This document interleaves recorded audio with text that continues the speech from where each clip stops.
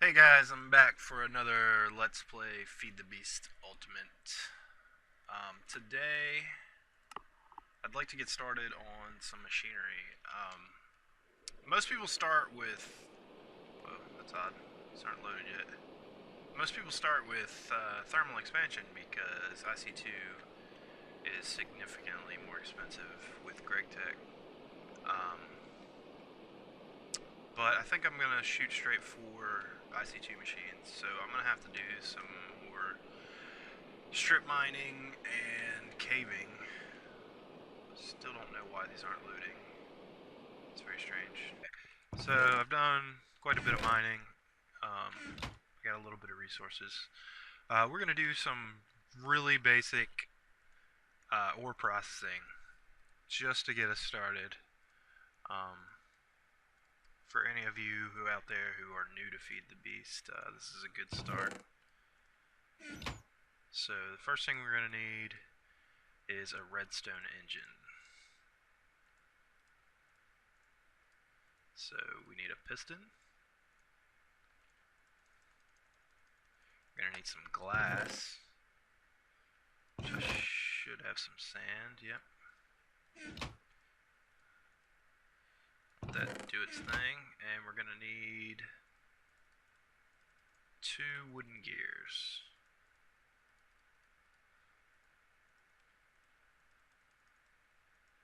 Gear here, piston, wood, and glass in the middle. Redstone engine. Okay. We're also going to need a hopper.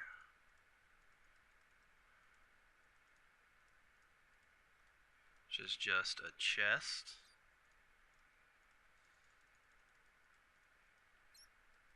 A stone gear, which is a wooden gear surrounded by cobble. And some iron. Hopper. Okay. And we're going to need a few pipes. Some more glass. Wooden pipe.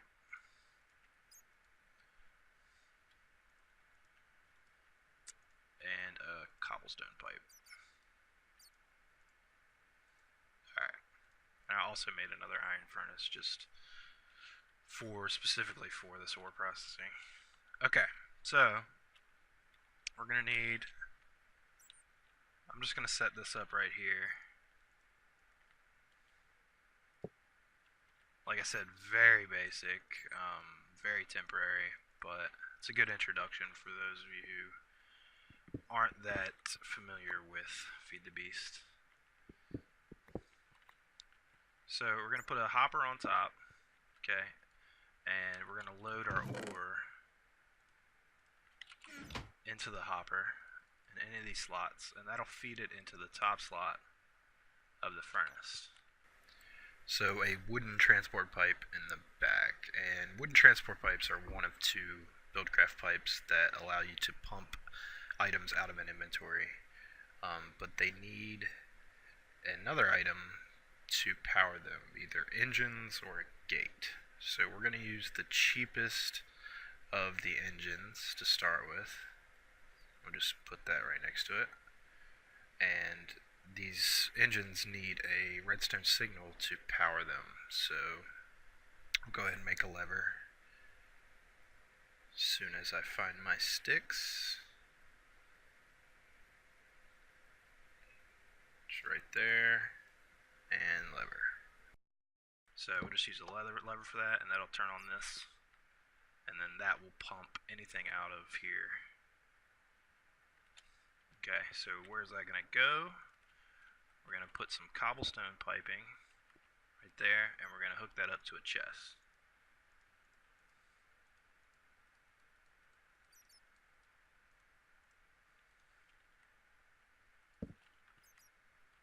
Okay, so now put some coal in here, let this cook.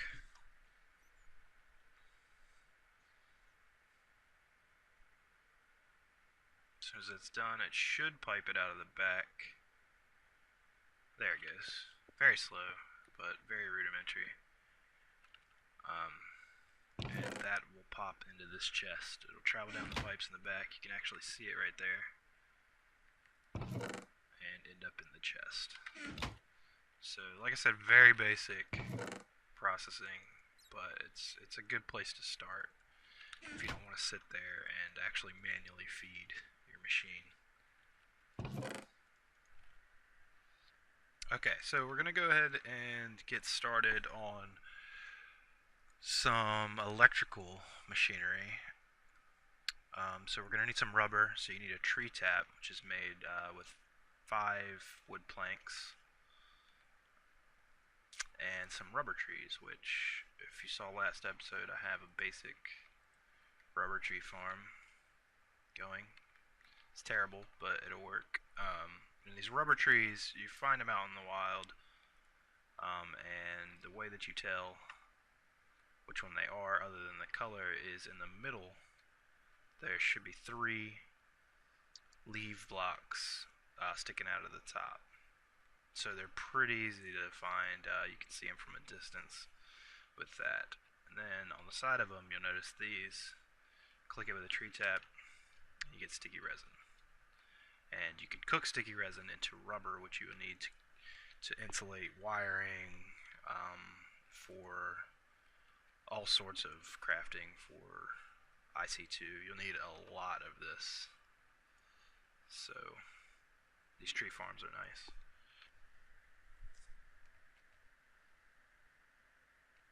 Okay, so once you get some sticky resin, you're going to take it, stick it in any type of furnace, and when it cooks, get rubber. Okay, and I've already cooked up a bunch. And where's my copper? So the first thing we're going to make some basic cabling. Oops, I'm doing this wrong. So you uninsulated cable, or copper cable, just make a bunch of that, and then you put that with the rubber and you get copper cable. You can use uninsulated copper cable, or any cable, but it has a chance to shock you, which can kill you.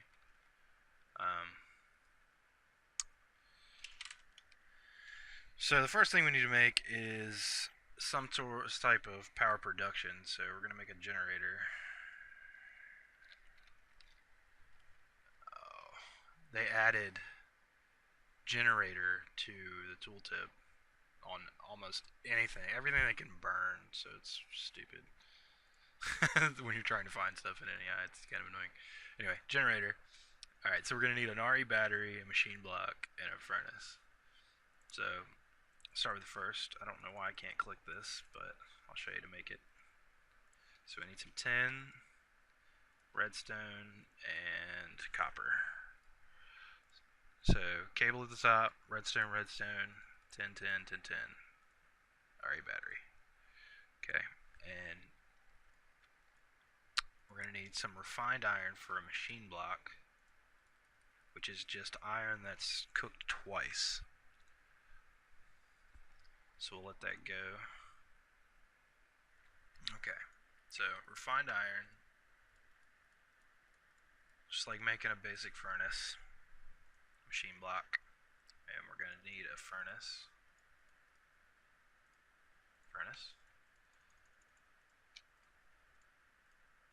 Okay, so generator. Now this is the very minimal power generation you can make in the game. It's the most inefficient, and you use it just like basically any other furnace. It'll run on coal, blaze rods, anything you can burn. But like I said, it's the most inefficient. So we're going to go ahead and skip this step and go straight to a geothermal generator. So let's cook up some stuff and get this going. We're going to need some empty cells, some refined iron, and a basic generator. So empty cells, just 4 pieces of tin give you 4. So 2 in the middle, glass on the sides, generator at the bottom center, and 2 refined iron. Now this, as opposed to the regular generator, runs on lava, which will burn for a lot longer, and I won't have to waste my coal to do it. So I'm going to clear out an area to start setting up some of these machines, and I'll be right back. Alright, so I've gone ahead and cleared out an area back here for our electrical machines. So these geothermal generators run on lava. You can either manually stick buckets in there, which works just fine, but it's not the best way to do it. Or you can pump lava directly into them, which we'll get into later.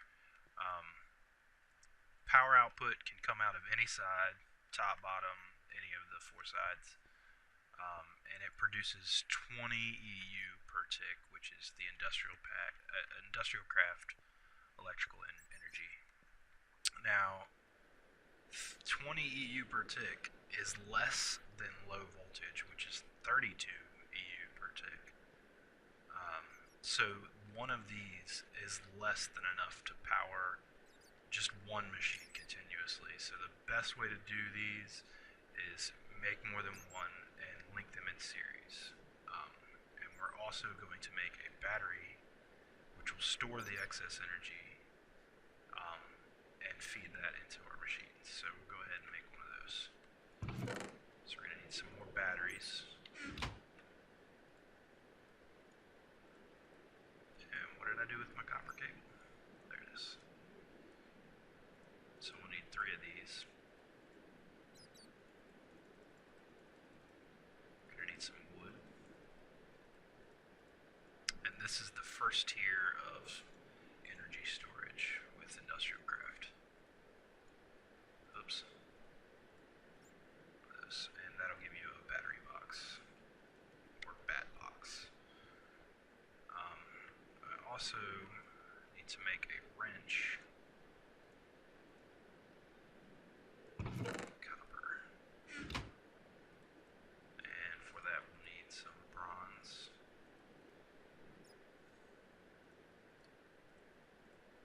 Okay, so let's make a wrench. And you'll need this. This is the first tier of wrench. There are better wrenches, but this is the cheapest. You need these to turn machines and also to pick them up. If you break them with a pick or whatever, you'll get back a machine block and you'll have to remake the machine again. Okay, so if you notice, these battery boxes have different color sides. Okay, the green side, depending on your texture pack, the one side that's different from all the other sides is the output. The other sides are your input. So we'll connect this to our generator, and that'll start powering it up. Alright guys, well this episode's running a little longer than I thought, so I'm going to go ahead and wrap it up. Next episode we'll start to build some machines to use this energy that we're now producing, and yeah, it should be fun. So thanks again for watching guys, and I'll see you next time.